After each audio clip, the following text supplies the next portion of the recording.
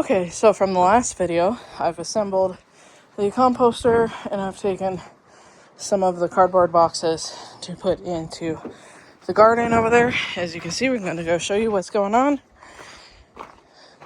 Babe is working on the water pump shed slash the washer dryer shed.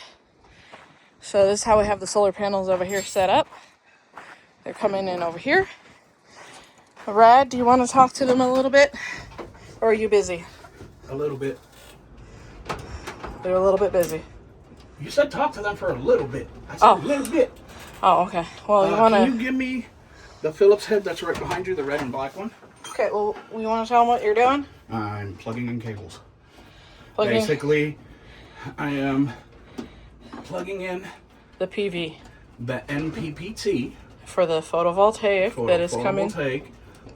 What I am connecting right now are the negative and positive cable that go to our bus bar. That go to the bus bar. And these photovoltaic lines will not get hooked up until everything else is 100% safe. Yeah, right. You're right. I'll electrocute myself again. Yes. Oh, God. I'm walking away.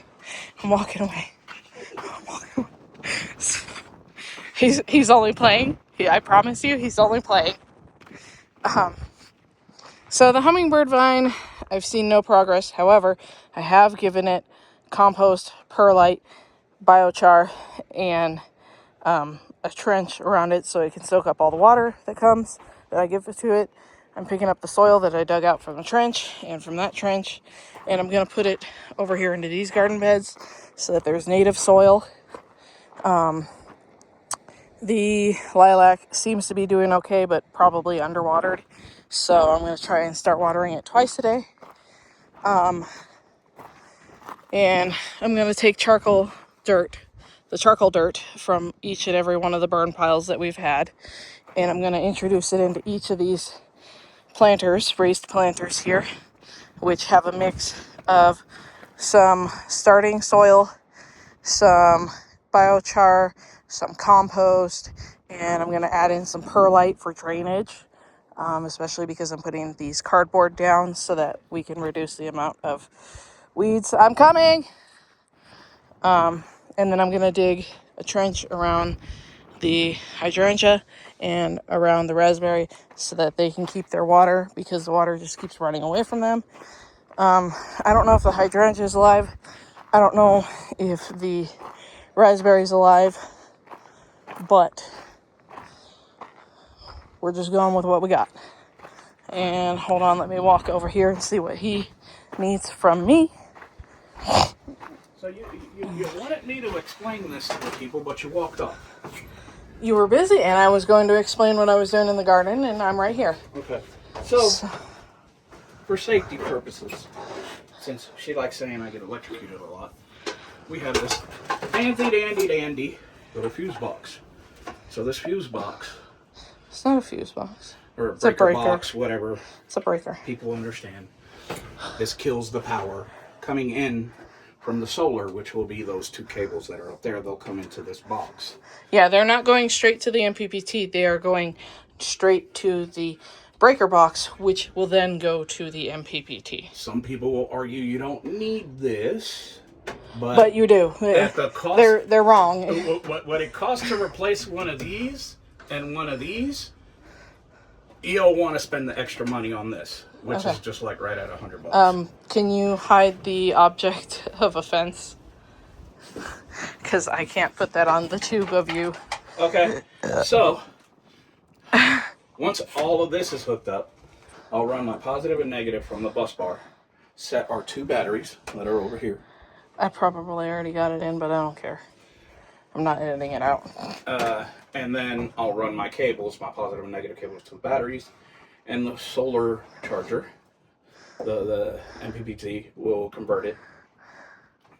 We don't need a power switch in here because this has four outlets on this side over here. And that is how many watts? That is I believe that's a 5,000 watt max. Yeah, it's right there. Yeah, 5,000. 12 volt, 12 watt, 12 volt. 12 volt inverter, which those are 12 volt batteries. There are a difference between 12 volt batteries and 48 volt batteries. And I don't know if there's more 12, higher. 24, 40. It just makes 12, the power 24, last 48, longer. It just makes the power last longer, basically. And depending on what you and what you're set using it it at. for. Since we're not using like we do at the house, at the temporary house right now. I don't think the washer's gonna fit in here with the dryer on top of it. It's one whole unit. It's a stacked unit. I know. And it's not gonna fit in here, so I don't know what your. Well, that was Mom's idea, but we'll figure it out. Those tires need aired up. No, they're perfectly aired up. It's just I'm fat. Any hoomers. Anything else before I go? That's it. You can leave so I can Get back to work. Yeah, I'm gonna go get a drink of water. You want a drink of water? Yes, that would be. Come on. Yeah. All right.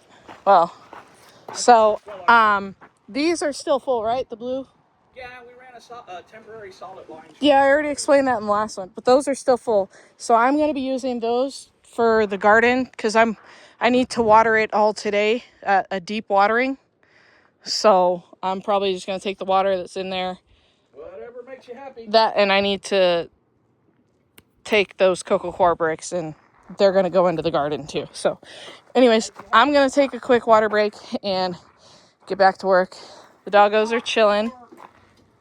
And I know there's trash on the ground. I don't care about that right now. But they have 2 fresh water bowls plus 1 more inside, and we're making some more ice. So anyways, y'all have a good one. Stay safe, stay blessed, and we'll see y'all later.